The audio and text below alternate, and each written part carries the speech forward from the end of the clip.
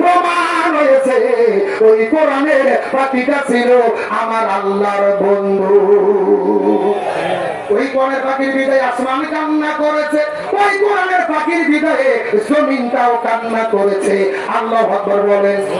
কোরআনের পাখির বিদায়ে আসমান কান্না করেছে, জমিনটাও কান্না করেছে। এগুলো তো আমরা প্রশ্ন করবেন বলুন, হাদিসের মধ্যে থেকে ব্যাখ্যা দেন দেখি কোরআনের পাখির বিদায়ে আসমান জমিন কেমনে কান্না করলো বলেন তো। হাদিসের দিকে লক্ষ্য করেন, বোঝার চেষ্টা করবেন। ওই কোরআনের পাখিটা আমাদের মধ্য থেকে যখন বিদায় নিয়ে চলে গেল, বিদায় নেওয়ার সাথে সাথে এই বাংলাদেশের 64টা জেলার ভেতরে একই সঙ্গে ধীরে ধীরে ধীরে ধীরে বৃষ্টি শুরু হলো, গুড়ি গুড়ি বৃষ্টি শুরু হলো।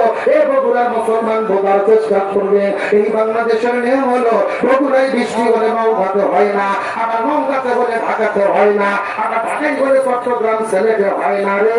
অথচ কোরআনের পাখি বিদায়ে ওই 24 ঘন্টার ভেতরে পুরো বাংলাদেশের 64টা জেলার ভেতরে আল্লাহ বৃষ্টি নাজিল করেছে।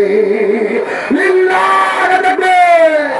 ঝমঝম বৃষ্টি শুরু হলো, খবরটা করতে করতে নতুন 9টা 10টা বেজে গেল, বৃষ্টিটা বন্ধ হয়ে গেল, আকাশটাও ক্লিয়ার। 3টা 4টা পর্যন্ত আকাশটা ভালো থাকলো, আবহাওয়াটাও ভালো থাকলো। চতুর্দিক থেকে হাজার হাজার মানুষেরা, লক্ষ লক্ষ মানুষেরা জানাজা পড়লো। কিন্তু জানাজাটা শেষ হওয়ার পরে আবার যখন লাশটা কবরে নামানো হবে, আবার আকাশ থেকে ঝমঝম ঝমঝম করে বৃষ্টি শুরু হলো। এখন আমি আপনাদেরকে জিজ্ঞাসা করি, বগুড়ার মুসলমান চিৎকার করে বলেন তো, বৃষ্টি হয় কার হুকুমে? আবার বৃষ্টি বন্ধ হয় কার হুকুমে? কিন্তু প্রত্যেকটা ঘটনার ভেতরে আল্লাহর নিদর্শন আছে না নাই? কথাগুলো সুন্দর করে বোঝার চেষ্টা করবেন। এই যে কোরআনের পাখির বিদায়ে আসমানটা কান্না করেছে, এই জায়গার মধ্যে শেষ নয় রে মুসলমান। ওই কোরআনের পাখির বিদায়ের মাত্র 9 মিনিট পরে পুরো ঢাকা শহরটা ভূমিকম্পে কেঁপে উঠেছে।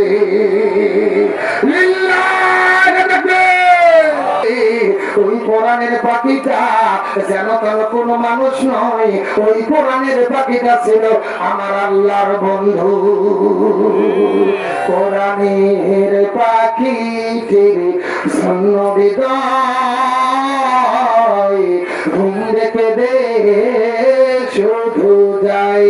কোরআনের পাখিটির শূন্য হৃদয় ঘুম রেখে দে শুধু যায়।